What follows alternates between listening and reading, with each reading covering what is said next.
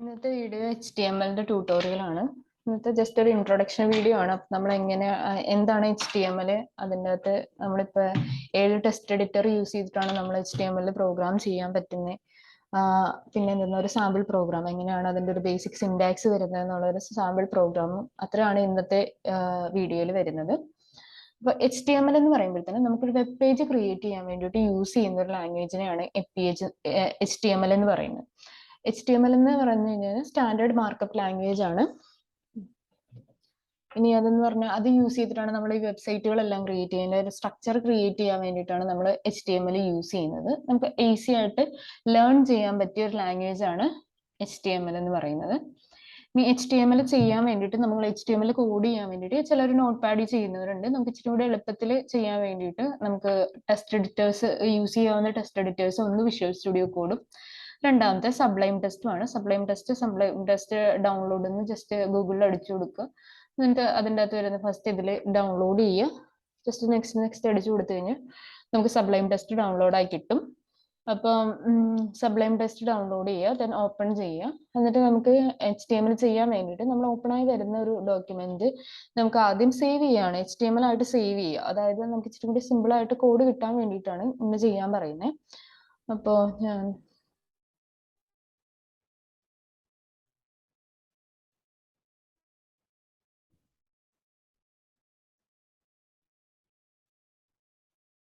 ഒരു നെയിം, അതായത് നമുക്ക് എന്താണോ ആ ഫയലിന്റെ നെയിം വേണ്ടത് ആ ഒരു ഫയൽ നെയിം കൊടുത്തിട്ട് സേവ് ചെയ്യുക.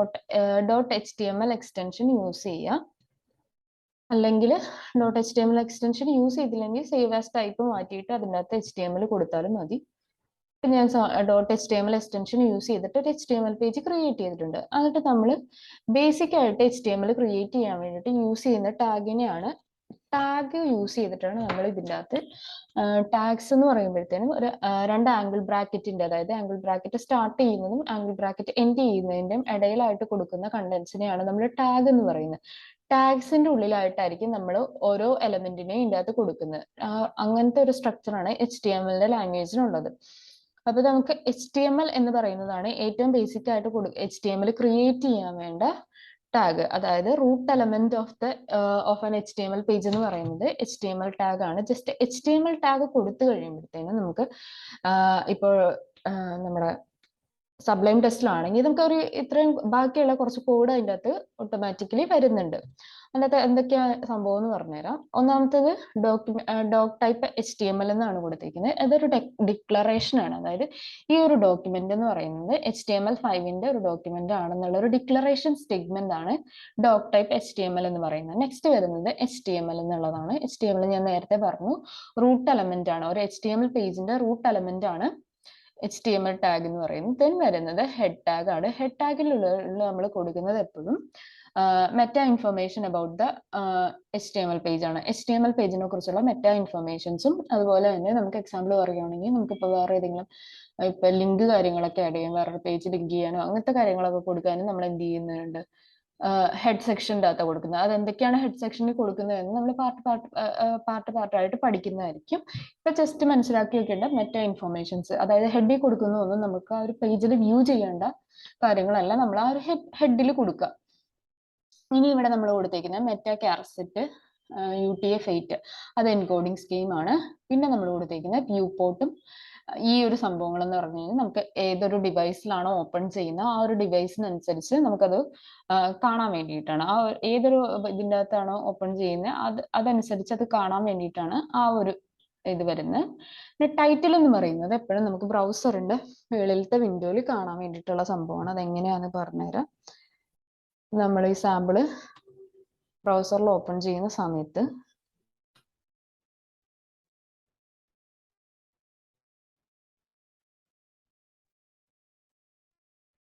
ഇപ്പൊ ഞാൻ അതിൻ്റെ അത് കണ്ടന്റ് ഒന്നും കൊടുത്തിട്ടില്ല.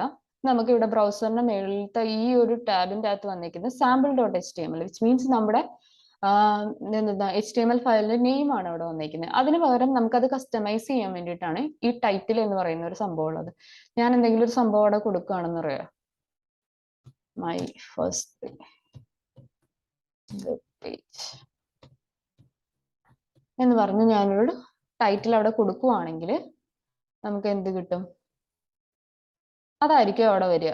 നമ്മൾ നേരത്തെ നോക്കിയ ആ ഒരു എന്തെന്നാ HTML നെയിമിന് പകരമായിട്ട് അവിടെ നമ്മളിപ്പോൾ കൊടുത്ത ആ ഒരു ഇതായിരിക്കും വരുന്നത്.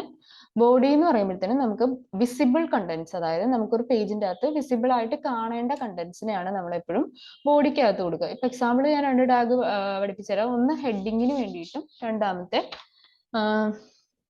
ഒരു ഹെഡിങ് ക്രിയേറ്റ് ചെയ്യണം. ഹെഡിങ്ങിന് വേണ്ടിയിട്ട് ഞാൻ H1 എന്ന് പറയുന്ന ടാഗാണ് യൂസ് ചെയ്യുന്നത്. വേറെ ഹെഡിങ്ങിന് വേണ്ടിയിട്ടുള്ള ടാഗ്സ് ഉണ്ട്, അത് എന്തൊക്കെയാന്ന് പറഞ്ഞുതരാം. അപ്പൊ ഞാൻ H1 എന്നുള്ള ടാഗ് യൂസ് ചെയ്തിട്ട് ഹെഡിങ് കൊടുത്തു.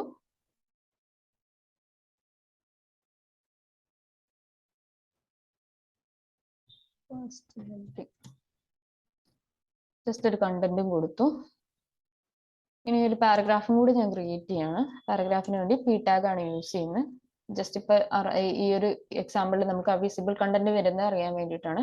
ഹെഡിങ്സിനെയും പാരഗ്രാഫിനെയും കുറിച്ച് ഞാൻ ഡീറ്റെയിൽഡ് ആയിട്ട് വരുന്ന വീഡിയോകളിൽ പറയുന്നതായിരിക്കും.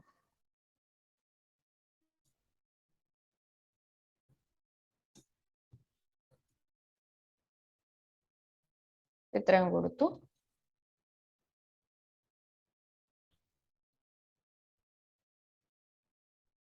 നമ്മൾ നോക്കുവാണെങ്കിൽ നമുക്ക് ആ ഒരു സംഭവം വന്നിട്ടുണ്ട്.